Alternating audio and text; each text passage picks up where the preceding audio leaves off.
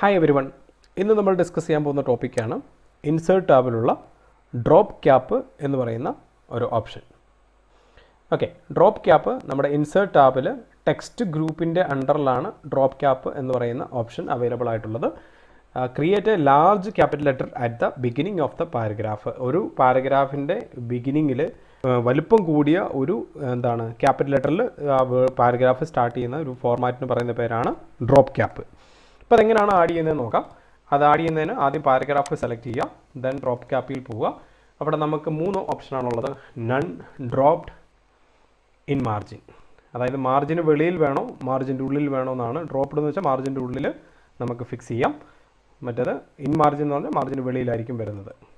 Okay, so ഇതിന് പറയുന്ന പേരാണ് ഡ്രോപ്പ് ക്യാപ്പ്. ഇപ്പോൾ ഞാനിവിടെ വേറൊരു രീതിയിൽ ഇത് കാണിക്കാം. ഇപ്പം ഞാൻ ഈ ഒരു പാരഗ്രാഫിന് ഞാൻ ആ ഡ്രോപ്പ് ക്യാപ്പ് അപ്ലൈ ചെയ്യുന്നു. ഇപ്പോൾ ഇവിടെ കുറച്ച് ഓപ്ഷൻസ് കൂടെ തന്നിട്ടുണ്ട്, ഞാൻ അതിൽ ക്ലിക്ക് ചെയ്യാണ്. അപ്പം നമ്മളോട് ചോദിച്ചു ഏത് മോഡലാണ് വേണ്ടത്. ഡ്രോപ്ഡ് ഞാൻ ചൂസ് ചെയ്തു. അതിൻ്റെ ഫോണ്ട് ചൂസ് ചെയ്യാം. എത്ര ലൈനിൽ ആ ക്യാപിറ്റൽ ലെറ്റർ വരണം എന്നുള്ളത് നമുക്കിവിടെ ഡിസൈഡ് ചെയ്യാൻ പറ്റും. ഞാനിവിടെ 4 ലൈനിലായിട്ടായിരിക്കണം എനിക്കത് വരേണ്ടത്. ദെൻ ഓക്കെ നോക്കുക, 1 2 3 4 4 ലൈനിലായിട്ട് നമ്മുടെ ഡ്രോപ്പ് ക്യാപ്പ് വന്നിട്ടുണ്ട്. ഓക്കെ, ഇനി അത് ക്യാൻസൽ ചെയ്യണമെങ്കിൽ സെലക്ട് ചെയ്യുക. ഡ്രോപ്പ് ക്യാപ്പിൽ പോയിട്ട് നൺ കൊടുത്തു കഴിഞ്ഞാൽ അത് ക്യാൻസൽ ആയി പോകുന്നതായിരിക്കും. ഓക്കെ, മനസ്സിലായെന്ന് വിചാരിക്കുന്നു. Thank you.